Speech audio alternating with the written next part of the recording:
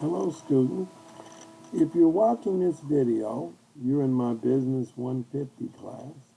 This is the short video summary of Chapter 2 on ethics and social responsibility. Now, in a face-to-face class, I usually start off by telling students, look, I'm a member of the usher board. We're having a fundraiser to feed the homeless. Is it a big deal if I make a couple of copies of the flyer while I'm here at work? Some people will say it's not a big deal. Others will say, well, how many copies are you talking about? And others will say, it's not okay. I don't care how many it is. You're stealing toner, paper, etc. I'm at work on the computer anyway. Is it a big deal if I, pay a couple of bills? Well, some people again are going to say it shouldn't be a big deal. Others will say, did you see the notice when you first got on the computer? It says to be used for business purposes only. Here's the thing. We all have different ideas of right and wrong. We have different ethics, which is why, in most cases, when you get a job, they're going to tell you, leave your personal ethics at the door. Here's our code of ethics or code of conduct. Read it, initial it, or sign it. That happen to anybody other than me? There's a reason for that. Our ethics and sense of morality come from our background, our parents, school, what church we went to, if we went to church, etc. Ethics. Study of right and wrong and the morality of the choices individuals make. Business ethics, the application of moral standards to business situations. Now, in Chapter 2, I've encouraged everybody to go watch the video on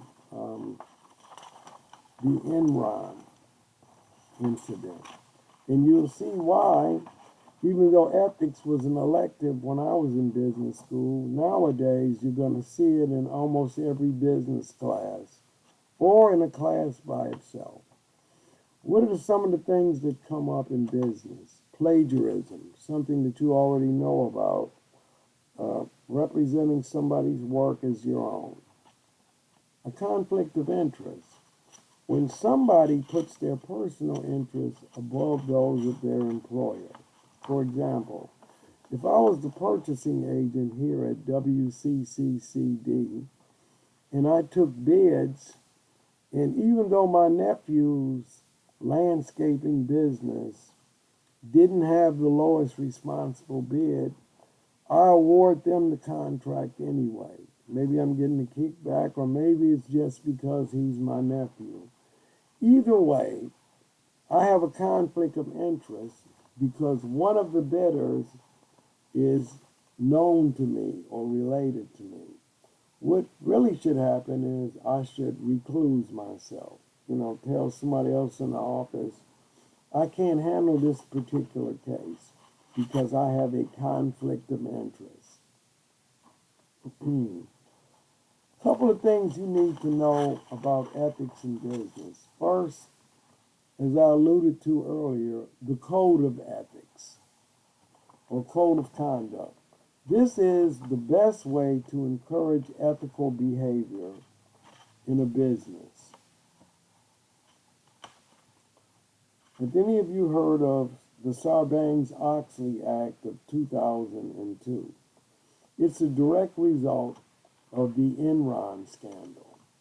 When I was a director of education at Everest Institute, I had to perform Sarbanes-Oxley tests on grade changes and attendance changes. Make a long story short, they wanted to make sure we weren't keeping people in school just to get their financial aid. Like somebody should have flunked out because their grade point got too low. Or they had a rule, if you miss 20% of your classes, you get put out. Those are the tests I had to perform, but in another profit-seeking organization, the tests will be different, but the intent is the same. It's more than just accounting nowadays because of the Sarbanes-Oxley Act. Another result of the Sarbanes-Oxley Act, because we just call it SOX, is greater protection for whistleblowers. Now, what's a whistleblower? A whistleblower is someone who reports unethical or illegal behavior in their organization to the media or the government. You need to know what a whistleblower is. Now we're going to move to social responsibility. What's social responsibility? The recognition that business activities have an impact on society and the consideration of that impact in business decision making. Now, there are two views on social responsibility: the economic model and the socio-economic model. The economic model is the one that was prevalent when I was in business school, and it says, as management of a business, your major responsibility is to increase the wealth of the shareholders. A lot of firms still feel that way. The socioeconomic model says that in addition to your responsibility to increase the wealth of the shareholders or stockholders, you also have responsibility to other stakeholders, like the employees, your customers, your neighbors. Like, what do you owe your employees? Safe working conditions, free of discrimination, a fair wage. What do you owe your customers? Safe products. They also have a right to know what's in those products. What do we owe the owners or stockholders? Well, I already alluded to that. You owe it to them to try to increase the price of the stock, which in turn will increase their wealth. You need to be familiar with those two models. There's another term that you should be familiar with, and that is consumerism. All activities undertaken to protect the right of consumers. This is a major part of social responsibility. Affirmative action programs. Affirmative action programs have ended. However, you should know that they were in place as an attempt to correct wrongs from the past. We already know that certain groups, minorities, women, were discriminated against in the past. So affirmative action was a plan to increase the number of employees from these protected groups at all levels in an organization.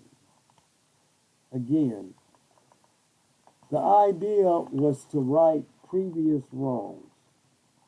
Affirmative action has run into two problems. One was quotas. The other was the idea that some people thought less qualified people were being hired because they were in a protected group.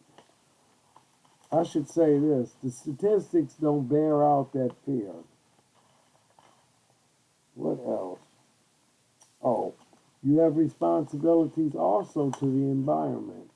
Whenever you hear the term green, like green marketing or green management, that means they are sensitive to the environment. Again, these short videos are not a substitute for reading the chapter. And as you can see, the Chapter 2 video is substantially shorter than Chapter 1. I've hit the major concepts and vocabulary from this chapter. Make sure you know what code of ethics are, what a whistleblower is, why the Sarbanes-Oxley Act is important, and the different views on social responsibility. Thanks. Enjoy the rest of the class, and again, read the chapter.